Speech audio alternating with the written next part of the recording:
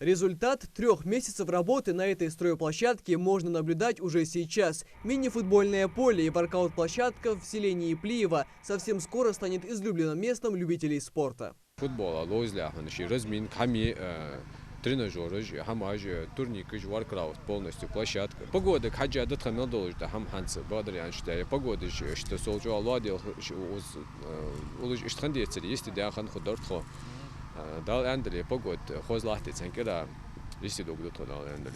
Это новая школа на 720 ученических мест на окраине Плиева. Объект на стадии завершения и практически готов принять под своей крышей первых учащихся. Учебные классы, библиотека, пищеблок, кабинеты для различных кружковых занятий, актовые и спортивные залы. Подрядчик заверяет, что здание соответствует всем современным стандартам. Проделан 99%, мы уже все сделали. Осталось только сейчас генеральную уборку делаем, и все, у нас все готово. Пищеблок готовый, актовый зал готов, спортзал готов, все завезли, все оборудование. Частично собрали уже все. Парты расставили, доски, все у нас на месте уже.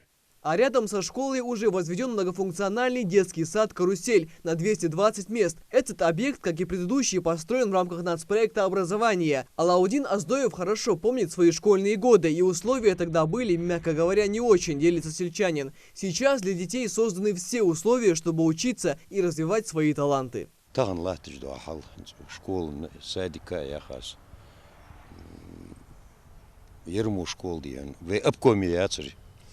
Ерму зданий.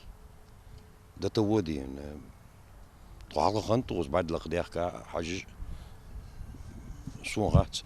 Таган со школе хавин. Заниматься цедеш. Шияка чуз рос дижлочва. Тобустеш дамудатсынды. В прошлом году к 250-летию единения Ингушетии с Россией в селении открыли новый дом культуры. Это стало возможным благодаря национальному проекту «Культура». Здесь созданы все условия для развития творческих способностей и детей, и взрослых. Большой и просторный актовый зал на 200 человек, кабинеты хореографии и изобразительного искусства, библиотека. Все мероприятия, связанные с какими-то общественными вопросами, проходили в здании администрации села. Там было помещение приспособленное, очень неуютное, маленькое, и, конечно, не было доступа для желающих там присутствовать.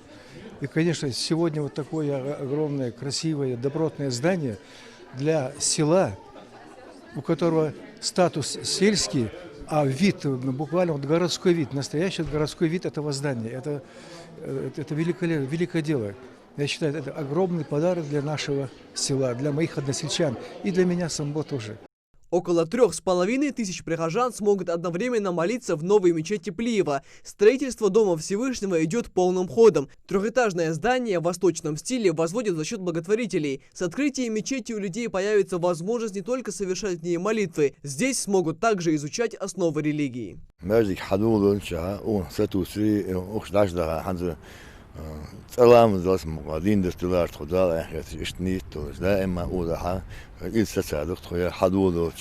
В рамках программы «Комплексное развитие сельских поселений» в селе проделан большой фронт работ. Построили дороги, благоустроили тротуарные дорожки, провели освещение, и это далеко не все. При поддержке Минсельхоза Республики Ингушетия нам удалось стать участником этой программы и вот проделать вот такие работы на территории села.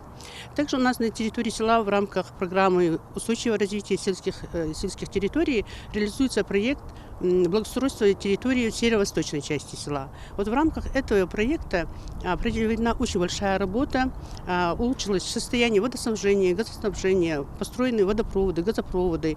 В этом году развитие сельского поселения Плиева в рамках федеральных программ продолжится. Все это делается для создания комфортных условий жизни населения. Михаил Тангиев, Адам Далаков, Новости 24.